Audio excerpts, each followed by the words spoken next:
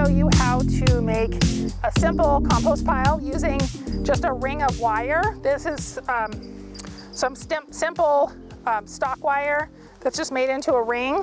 I like this type of a ring because I can make 2 or 3 of them, and then I can just pull them off once I've gotten my pile made, and I can mix the pile up or whatever I want to do with it.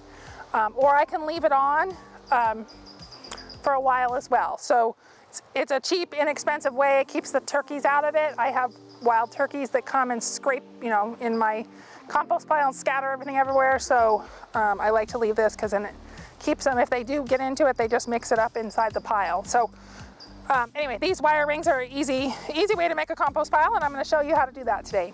So compost is just basically simply stacking browns and greens together. So browns meaning that they're dry, things like straw or newspaper or leaves or something like that.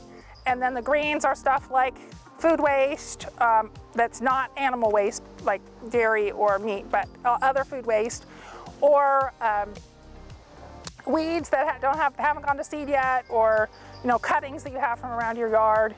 All of that can be used as greens. So we're going to show you how to do this method. So we're going to start with a layer of browns, and it doesn't matter, you can start with a layer of greens or a layer of browns, but I just like to start with a layer of browns. That's I like to do it. And you want to have usually you want to have a ratio. They'll tell when you're composting, they usually tell you have like a 3:1 ratio or so forth, like 3 browns to 1 green. But I wouldn't worry about that, because if you follow my directions, you're going to get that ratio anyway. So you want to just make a layer of brown.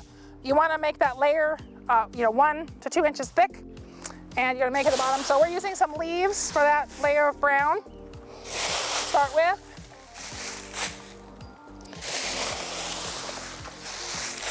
And then I'm going to wet it with a hose.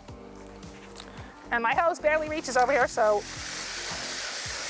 And you want to just kind of wet it to where it's like the dampness of a wet sponge. So kind of a sponge that you squeeze the water out of a damp sponge. That's how you want to wet it. So you just kind of wet that. Then I'm going to put a layer of greens. And you can use a lot of different things for greens. You can use food waste, like I have some vegetable waste from the kitchen you can put in there.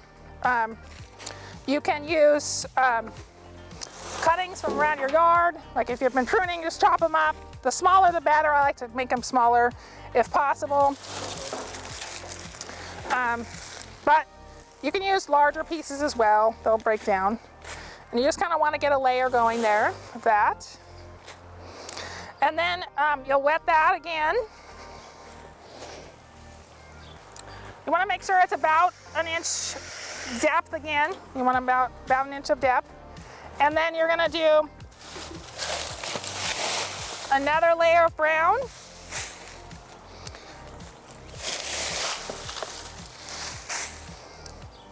You can also use newspaper or other paper. You want to stay away from the glossy paper. So like this magazine has some glossy paper on the outside, but it has more newsprint on the inside.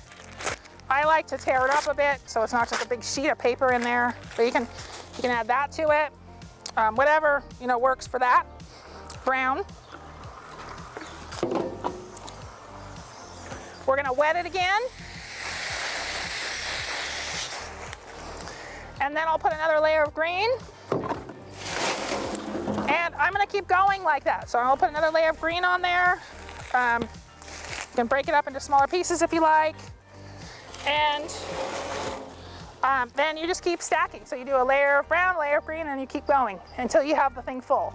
You don't have to do it all at once. You can, I go over time, if I'm, doing a bunch of weeding or have a bunch of food waste or something, I'll do a layer of greens, and I always have a bag of leaves or something that I can use as a layer of brown to cover it, and I'll just kind of stack that up and go kind of make my pile as I have material to do it.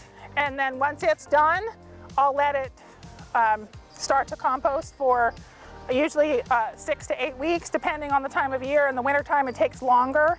You may have to cover it in the winter if it gets too wet. So I just put a little tarp over it just to kind of shed the water off the top.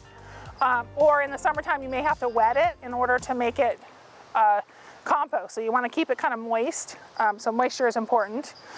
You can stir it every once in a while if you like, or you can be a lazy composter and just kind of leave it and let it decompose over time. If you don't stir it, it may not get hot enough to kill weed seeds. So, you know, don't put things in there that might have seeds on them. But that's basically how you set up a compost pile.